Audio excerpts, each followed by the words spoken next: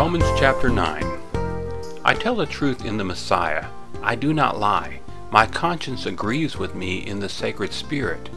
My sadness is great, and I have continual aching in my heart. You see, I myself have been wishing to be cursed from the Messiah for my brothers and sisters, my relatives as far as the physical body is concerned. They are Israelites. The adoption, the greatness, the contracts, the giving of the law, the ministry of God, and the promises are theirs. The forefathers are theirs. Even the Messiah, the one who is over all, who is God, and who is blessed in all worlds, is from them as far as the physical body is concerned. Amen. But it is not as though the message of God has failed. You see, they are not all Israel that are from Israel. Neither are they all children of Israel that are descendants of Abraham, but it is through Isaac that descendants will be appointed to you. That is, it is not the children of the physical body that are God's children, but it is the children of the promise that are considered to be descendants. You see, this message in Genesis 18:14, after a certain time I will come and Sarah will have a son, is a message of promise. And not only that, but also Rebekah was given a promise after she had sex with one person, Isaac, the one that was from our father Abraham. You see, this was done when the children had not yet been born or done any good or bad, that God's plan based on selection may continue to not come from the things people do, but from the one who appoints what will be. It was said to her, the older will serve the younger. This is what is written in Malachi 1, 2, and 3. I loved Jacob, but I hated Esau. What will we conclude then? Is God wrong in some way? No way. You see, he said to Moses, I will forgive whomever I forgive, and I will have sympathy on whomever I have sympathy. From this then it is clear that it is not from the one who wants it, or from the one who runs, but from God, the one who shows forgiving kindness.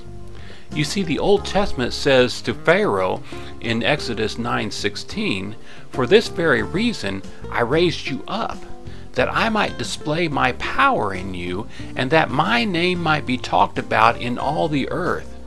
From this then it is clear that to those he wants to show forgiving kindness, he shows forgiving kindness, and those he wants to harden, he hardens. You then will say to me, Why does he yet find fault? Has anyone stood against what he has determined? No. But who are you, O human being? Who are you to object to God? Will the thing formed say to the one that formed it, Why have you made me this way? Doesn't the potter have control over the clay from the same batch to make one pot that is valuable and another that is worthless?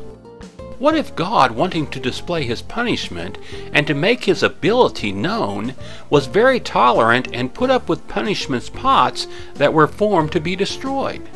What if he did this so that he might also make known the wealth of his greatness on the pots of forgiving kindness which he prepared for greatness?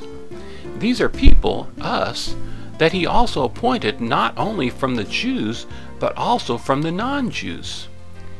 He also says this in Hosea 2:23, I will appoint those that are not my people to be my people, and those that are not loved to be loved.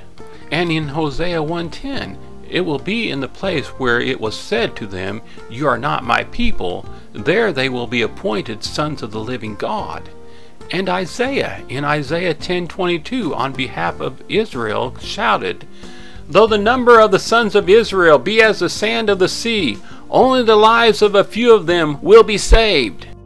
You see, what was said is totally complete and precise in what is right. The Master will do on the earth precisely what was said.